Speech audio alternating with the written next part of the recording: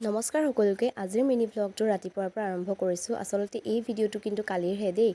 আমাৰ কুহিৰ নামত এখন শিৱ মন্দিৰত শৰাই আগবঢ়াবৰ কাৰণে পাইছিলোঁ আৰু আমি সেইকাৰণে আহিছিলোঁ শিৱ মন্দিৰলৈ বুলি।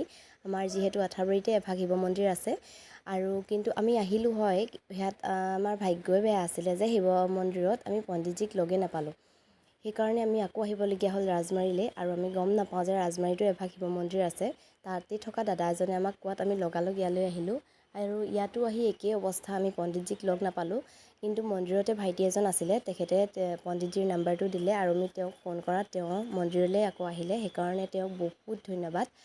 আৰু যিহেতু সোমবাৰে আমাৰ শৰাইভাগ দিব লাগে, গতিকে আমি চিন্তাতে পৰি গৈছিলোঁ আৰু তেখেতে এতিয়া কৈ আছে যে ইয়াত হেনো এবাৰ চোৰ আহিছিলে আৰু সেই তলাটো ভাঙিব চেষ্টা কৰিছিলে। এই মন্দিৰ ভাগতোনো বাৰু চোৰ আহিব লাগেনে?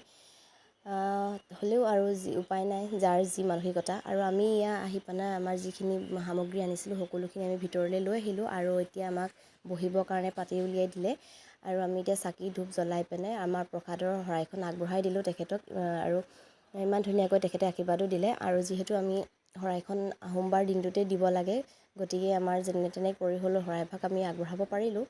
আৰু এতিয়া শৰাই দি হৈ গ'ল, ভিতৰখিনি মই দেখুৱাব নোৱাৰিলোঁ আৰু শৰাই দি আমি মন্দিৰৰ পৰা বাহিৰলৈ বুলি আহিলোঁ। আজি মিনি ব্লগটো ইমানেই আছিলে। বাই।